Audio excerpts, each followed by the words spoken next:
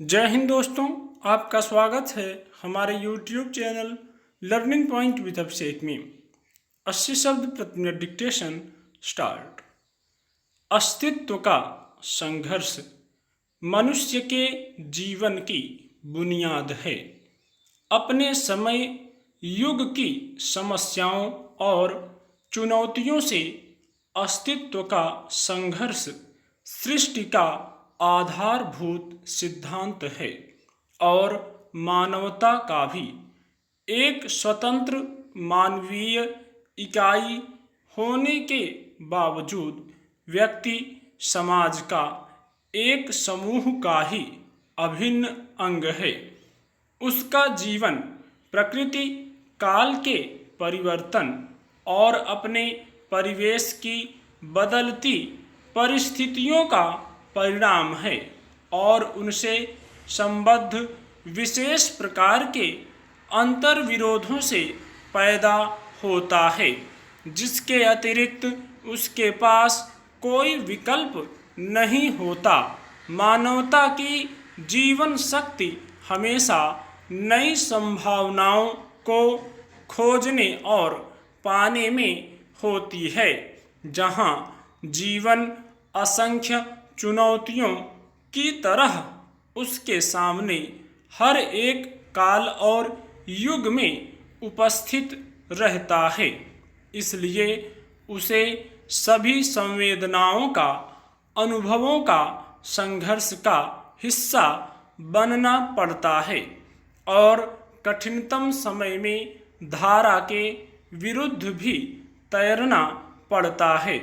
वर्तमान में मानवीय नियति की क्रूर परिस्थितियों और निर्ममताओं से लड़ते हुए भी भविष्य के लिए उम्मीद को जीवित रखना पड़ता है।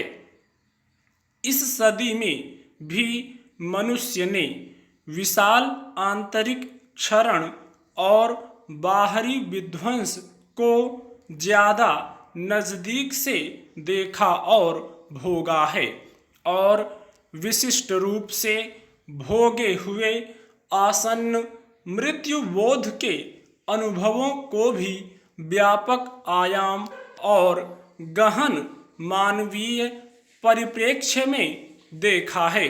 भय, अनिश्चितता, अवसाद, पराजय और पीड़ा को जीते हुए भी प्रतिकूल और विषम परिस्थितियों में भी मनुष्य मूल रूप से अपने भीतर की जिजीविषा और राग दृष्टि को बचाए रखना चाहता है।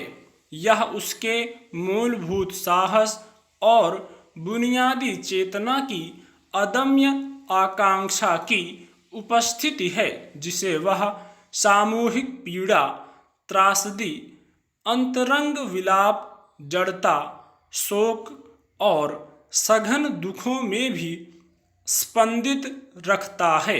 भयावह स्मृति के अंधकार और वर्तमान के आलोक के अंतर संघर्ष में यथार्थ की दो समांतर दुनिया में एक साथ मनुष्य अपनी चेतना को रूपांतरित करता है। जीवन और प्रकृति के तत्वों से छन कर आते सत्य उसे जीवन के पक्ष में लौटने के लिए बाध्य करते हैं, जो समष्टि की चेतना के आधार हैं। इस जटिल वैयक्तिक और सामाजिक आघातों से भरे गहरे सन्नाटे से विच्छिन्न समय में आंतरिक अपूर्णता और भयावह रिक्तता में जीवन जीना कठिन और दुष्कर है। ऐसे समय में अपने जीवन को बचाए रखना एक बड़ी चुनौती है। सच कहें तो यह एक सबसे कठिन परीक्षा की घड़ी है, जिसमें थोड़ा धैर्य चूक गए तो अपने जीवन या फिर जीवन तत्व को खो देंगे और संभाल सके तो अपने साथ साथ बहुत कुछ बचा लेंगे। हालांकि बचना और बचाना कौन नहीं चाहता है, लेकिन इस क्रम में जरा सा संतुलन अनियंत्रित हुआ कि बहुत कुछ गंवा दिया जा सकता है, और संतुलन बरकरार रहा तो बहुत कुछ बच जाएगा।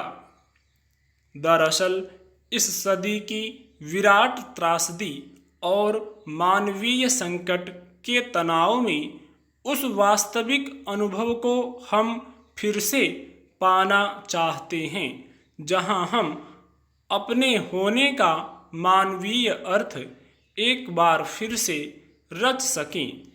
इस समय की मनुष्यता की सबसे बड़ी क्षति में सृजन का कोई नया सूत्र खोज सकें और काल के प्रवाह में कोई चिन्ह छोड़ सकें। मानव की नियति के इतिहास में यह कालखंड इसलिए दर्ज होगा कि मनुष्य के जीवन की विडंबनाओं और अस्तित्व की विशाल और जटिल समस्याओं का कोई सरल समाधान कभी संभव नहीं होता। परिवर्तन के अनेक चरणों और बदलावों के अनेक प्रभावों और असाधारण परिस्थितियों से संघर्ष करके दुर्गम चुनौतियों से जूझ कर ही मनुष्यता जीवन की पुनर्रचना कर सकती है। अतीत से लेकर आज तक यह साबित हुआ है कि प्रकृति या फिर अन्य शक्तियों के हमले के बाद सब कुछ नष्ट होने के बावजूद मनुष्य ने फिर से जीवन को रचा है और फिर से सभ्यता को खड़ा किया है। यह मनुष्य की जिजीविषा की ही कहानी है कि वह उसे हर बार बचा लेती है और फिर से नई दुनिया बन जाती है। समकालीन समय के यथार्थ को परिभाषित करना बहुत मुश्किल है और इस त्रासद वास्तविकता को पकड़ पाना असंभव और चुनौतीपूर्ण है। लेकिन चुनौतियों से जूझने वालों के सामने कुछ भी कितने दिनों तक छिपा और अनसुलझा रह पाया है। मनुष्य का अस्तित्व व्यवस्था की संरचना में अपने ही अर्थों से टकराकर खुद को खोज रहा है। यह भीषण त्रासदी उसे बाहर से ही नहीं, उसके भीतरी अस्तित्व की निरंतरता को भी छिन्न भिन्न कर रही है। एक स्मृति दूसरी स्मृति को, एक संवेदना दूसरी संवेदना को विस्थापित कर रही है। व्यक्ति अकेले होते हुए भी आखिरकार एक बड़े मानवीय समूह का अभिन्न अंग है, इसलिए वह उम्मीद को समाप्त नहीं करता। इसीलिए जीवन की सार्थकता के सभी मूलभूत प्रश्न तमाम संदर्भों में और भी जरूरी लगने लगते हैं।